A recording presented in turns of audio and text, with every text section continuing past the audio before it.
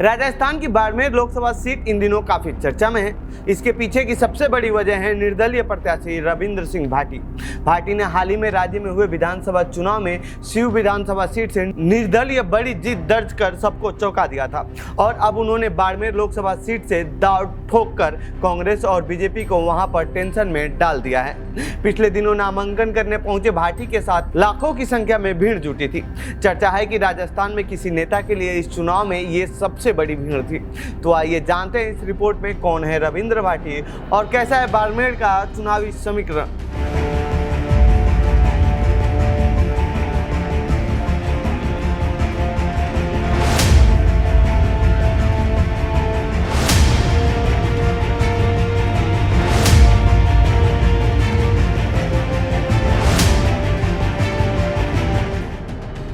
कौन है रविंद्र सिंह भाटी? दरअसल रविंद्र सिंह भाटी राजस्थान के बाड़मेर जिले के गांव के दुधौड़ा से आते हैं। दुधौड़ा गांव भारत पाकिस्तान बॉर्डर से सटे शिव विधानसभा क्षेत्र में है। राजस्थानी भाषा में पोस्ट ग्रेजुएट रविंद्र सिंह भाटी छात्र नेता रह चुके हैं। वह साल 2019 में जोधपुर के जय नारायण व्यास यूनिवर्सिटी में निर्दलीय चुनाव लड़कर छात्र संघ अध्यक्ष चुने गए थे।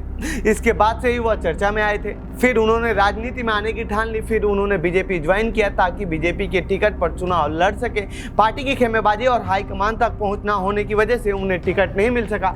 फिर क्या था, उन्होंने बीजेपी से इस्तीफा दिया और निर्दलीय चुनाव लड़ गए और जीत दर्ज की। इसके बाद से ही राजस्थान समेत देश भर में रविंद्र भाटी की चर्चा हो रही है। अब एक बार फिर उन्होंने लोकसभा में कांग्रेस और बीजेपी के खिलाफ निर्दलीय मैदान में है। नामांकन वाले दिन रैली निकालकर उन्होंने इन बड़ी पार्टियों को संदेश देने की कोशिश की है कि आप मुझे हल्के में लेने की गलती ना करें, क्योंकि एक बार करके आपने देख लिया है। बाड़मेर लोकसभा सीट पर 1957 से 2019 तक 16 लोकसभा चुनाव में से 9 बार कांग्रेस पार्टी ने यहां से जीत दर्ज की है, जबकि 3 बार बीजेपी, 1 बार निर्दलीय, 1 बार बीएलडी, 1 बार आरआरपी और 1 बार जनता दल ने जीत दर्ज की है। कांग्रेस के टिकट पर कर्नल सोनाराम 1996 से 2004 तक लगातार 3 बार इस सीट पर चुनाव जीत चुके हैं। फिलहाल कर्नल सोनाराम चौधरी यहां से बीजेपी के सांसद हैं। बाड़मेर लोकसभा क्षेत्र में 8 विधानसभा की सीटें आती हैं। इनमें शिव, बाड़मेर, वायतू, पचपदरा, सिवाना, गुड़ामलानी, चौहन और जैसलमेर शामिल है। इन 7 विधानसभा सीटों की बात करें तो 2023 के चुनाव में 5 पर बीजेपी, 2 पर निर्दलीय और 1 सीट पर कांग्रेस ने जीत दर्ज की थी। कैसा है बाड़मेर लोकसभा सीट का जातीय समीकरण? बाड़मेर लोकसभा सामान्य सीट है। इस लोकसभा में बाड़मेर की 7 और जैसलमेर की 1 विधानसभा शामिल है। साल 2011 की जनगणना के अनुसार यहाँ की आबादी 29,70,008 है, जिसमें से 91.67% जनता गाँव में रहती है और 8.38% शहरी है, जबकि कुल आबादी का 16.59% अनुसूचित जाति है और 6.77% अनुसूचित जनजाति है। बाड़मेर लोकसभा सीट पर करीब 17 लाख मतदाताओं में से 3.5 लाख जाट, 2.5 लाख राजपूत, 4 लाख SC/ST, 3 लाख अल्पसंख्यक और शेष अन्य जातियों के मतदाता हैं। रविंद्र सिंह भाटी राजपूत समाज से आते हैं, इसीलिए इनकी पकड़ बाड़मेर में मजबूत मानी जा रही है। 2019 लोकसभा में कैसा रहा था बाड़मेर का रिजल्ट? 2019 लोकसभा चुनाव में राज्य की सभी 25 सीटों पर एनडीए ने क्लीन स्वीप किया था। भाजपा के कैलाश चौधरी ने बाड़मेर लोकसभा सीट से बड़ी जीत दर्ज की थी। उन्होंने कांग्रेस के मानवेंद्र सिंह को 3,23,808 वोटों से मात दी थी।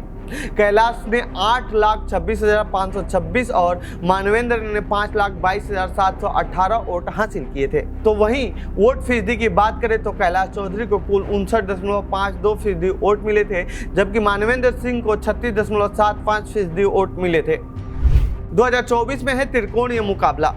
बाड़मेर लोकसभा सीट से भारतीय जनता पार्टी ने कैलाश चौधरी को अपना प्रत्याशी बनाया है, जो कि 2019 लोकसभा चुनाव में 3 लाख से ज्यादा मतों से जीत दर्ज की थी। तो वहीं कांग्रेस ने उमेद राम बेनीवाल को यहां से टिकट दिया है। दोनों का कड़ा मुकाबला देने के लिए रविंद्र सिंह भाटी ने भी चुनावी ताल ठोक दी है। बाड़मेर जीतने के लिए तीनों ही प्रत्याशियों ने पूरी ताकत झोंक रखी है और जातीय समीकरण के हिसाब से भी ये तीनों प्रत्याशी काफी मजबूत हैं। तो फिलहाल इस रिपोर्ट में इतना ही। बाड़मेर पर कौन जीत दर्ज करता है ये तो देखने वाली बात होगी, लेकिन रविंद्र भाटी इन दिनों काफी सुर्खियों में है। ये रिपोर्ट आपको कैसी लगी हमें कमेंट बॉक्स में बताएं। साथ ही आप बाड़मेर के लोकसभा पर क्या कहना चाहते हैं कमेंट बॉक्स में लिखें। बाकी देश दुनिया की खबरों के लिए बने रहिए जनसत्ता के साथ। धन्यवाद।